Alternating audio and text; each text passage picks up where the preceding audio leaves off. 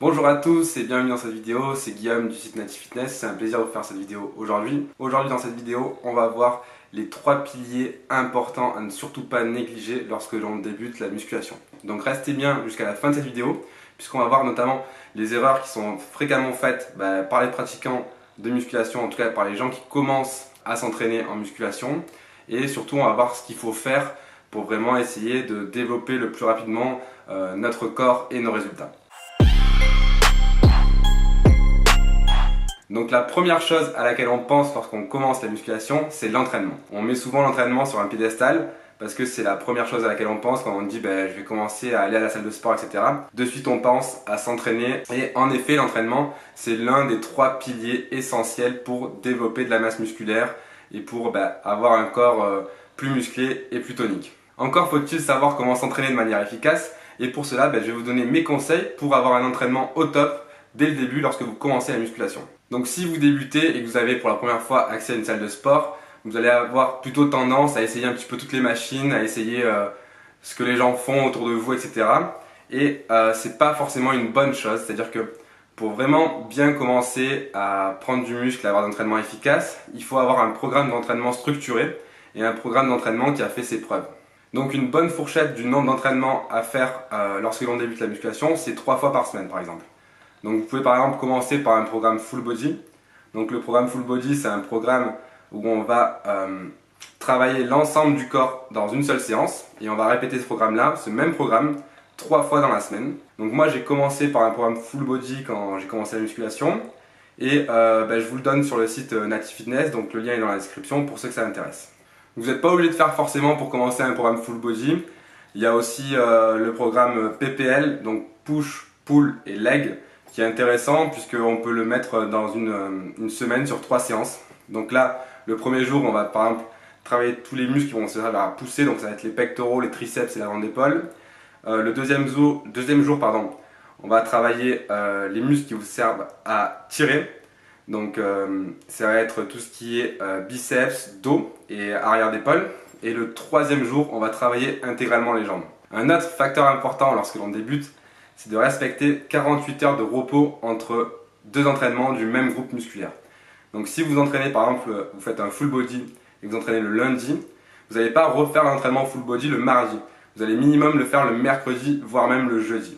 Ça permet vraiment de garder assez de temps de repos à vos muscles pour se reconstruire, pour que votre corps aussi ait assez d'énergie, pour pouvoir donner le maximum de vous-même lors de la prochaine séance. Et enfin, quelque chose qui est aussi très important, surtout lorsque l'on débute, parce qu'on a tendance à négliger ça, c'est de travailler le corps dans son intégralité. Donc dans votre programme, vous devez faire des exercices qui visent à développer tous les muscles de votre corps. Par exemple, souvent les garçons, ils ont tendance à négliger le bas du corps, donc tout ce qui est jambes et fessiers. Et si vous faites ça, après vous allez prendre du retard sur ces muscles-là, et ce retard dans la suite de votre parcours en musculation, il va être très compliqué à rattraper puisque pendant peut-être 1 an ou 2 ans, vous n'allez pas entraîner vos jambes et donc vous allez avoir un retard au niveau des jambes.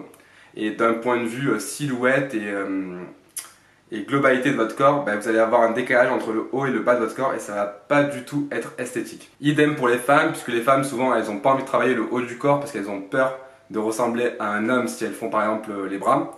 Il faut savoir que de toute façon vous n'avez pas les hormones nécessaires pour ressembler à un homme et donc c'est important quand même de tonifier aussi le haut du corps parce que c'est ce qui va vous donner une prestance, une allure entre guillemets. Et pareil que pour les hommes, vous allez avoir un décalage entre le haut et le bas de votre corps et ça ne va pas du tout être esthétique. Le deuxième point à ne surtout pas négliger lorsqu'on commence la musculation, c'est ce qui va de pair avec l'entraînement, c'est la nutrition. Donc la nutrition, c'est pas la première chose qui nous intéresse parce que c'est pas ce qui est le plus facile à changer.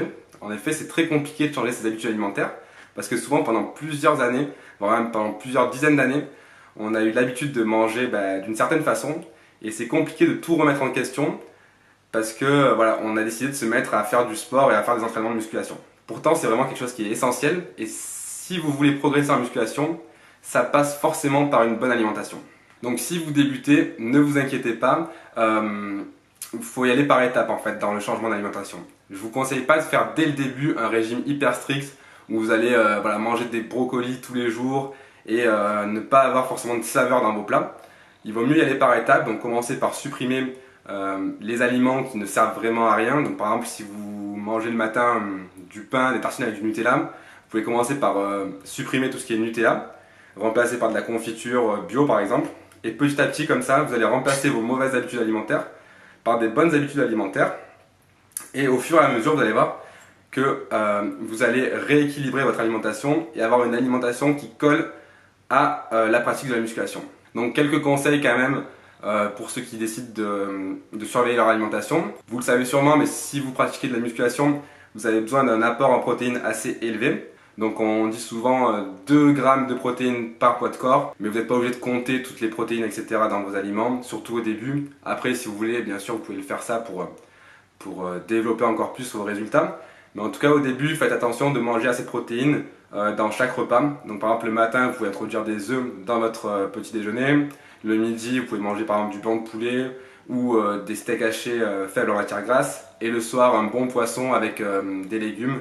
Comme ça, vous veillez à respecter assez de protéines dans votre journée. En fait, ce qu'il faut comprendre, c'est que la nutrition, c'est important pour votre corps pour construire du muscle. Donc quand vous entraînez, vous allez déchirer de la fibre musculaire. Et le but après, c'est que votre corps la reconstruise plus forte pour vos futurs entraînements.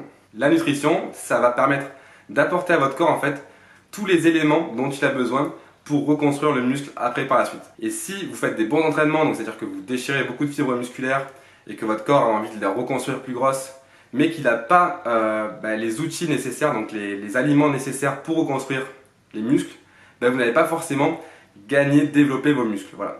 Donc c'est hyper important d'amener à votre corps suffisamment d'outils, donc de bons aliments, pour que celui-ci puisse reconstruire le muscle plus gros pour la prochaine séance.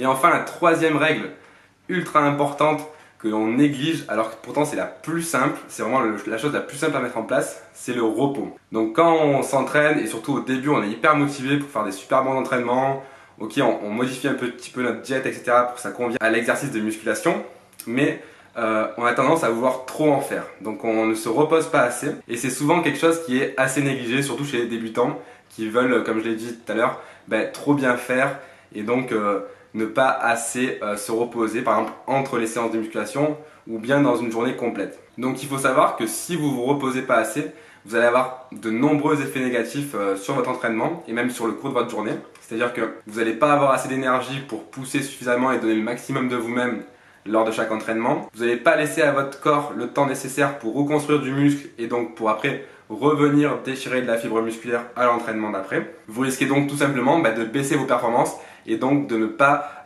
développer assez de masse musculaire dans vos entraînements. Donc mon petit conseil, c'est le conseil vraiment que l'on donne à tout va, mais qui est vraiment la base pour bien se reposer. Donc c'est 48 heures de repos entre chaque groupe musculaire.